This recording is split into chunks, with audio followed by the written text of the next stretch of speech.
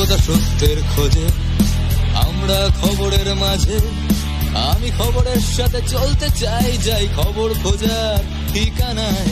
বলো কলকাতা, বলো কলকাতা। ঘুমন্ত অবস্থায় হাতির আক্রমণে মৃত এক ব্যক্তি। নমস্কার, বলো কলকাতা টিভি থেকে আপনাদের সামনে আমি দুর্বা। ঘুমের মধ্যে হাতির হামলা, প্রাণ বাঁচানোর তাগিদে পালাতে না চাইলেও শেষ রক্ষা হলো না তার। হাতির আক্রমণে মৃত্যু হলো ওই 50 বছরের ব্যক্তির। মৃত ব্যক্তির নাম মাংরি ওঁরাও। বৃহস্পতিবার গভীর রাতে মালবাজার মহকুমার চাপড়ামারি জঙ্গল সংলগ্ন মহাবাড়ি বস্তি এলাকায় এই ঘটনা ঘটে। খবর পেয়ে ঘটনাস্থলে পৌঁছন বন কর্মীরা। সূত্রের খবর অনুযায়ী বৃহস্পতিবার রাত্রে নিজের বাড়িতেই ঘুমিয়েছিলেন মাংরি ওঁরাও।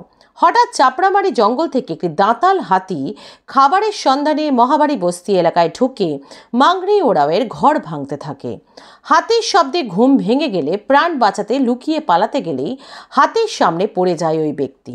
এরপরে হাতিটি সুর দিয়ে তুলে ওই ব্যক্তিকে আছাড় মারে। ঘটনাস্থলে মারা যান মাংরি ওঁরাও। খবর পেয়ে রাতে ছুটে আসেন মেটেলি থানার পুলিশ এবং বনকর্মীরা, কিন্তু ততক্ষণে হাতিটি বনে ফিরে যায়। এরপর মৃতদেহ উদ্ধার করে থানায় নিয়ে যান মেটেলি থানার পুলিশ।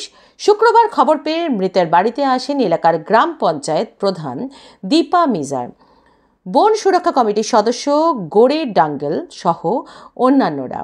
গ্রামবাসীদের দাবি, প্রতিদিন এলাকায় হাতির উপদ্রব বেড়েই চলেছে, কিন্তু এলাকায় বন দপ্তরের টহলদারি দেখা যায় না। পাশাপাশি এলাকায় পর্যাপ্ত আলোর ব্যবস্থার দাবি জানিয়েছে স্থানীয় মানুষজন।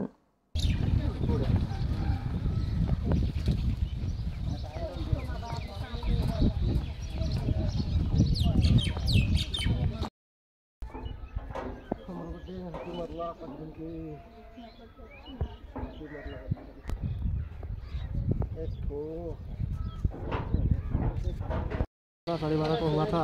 अच्छा। वो मेरा फूफू था। अब तो हाथी आया तो उसको मार दिया। तो फिलहाल वो हम लोग का काम करके खिलाता था, तो ऐसे ही बर्तन वर्तन बन के खिलाता था। मेरा माँ भी वैसा ही करता है। तो रात को क्या सोया था उधर? रात को हाँ, वो वही रूम पे सोया था। अच्छा। तो सोया था, उधर से आया और उधर हथकने लगा, तो उधर से दरवाज़ा खोल के भाग गया था। तो उस टाइम में पकड़ के उसको मार दिया। अच्छा, कितना रात का ये घटना? रात ही 12 साढ़े 12 को। आपका कौन लगता है? वो मेरा फूफू लगता है। फूफू। वैसे ही नाम क्या है आपका? मेरा नाम प्रमित उराव है। आपका फूफू का नाम क्या है? मंगरी उराव। उम्र कितना होगा? हमारा यही 50 होगा। ये जगह कौन सा है? ये महाबड़ी बस्ती है।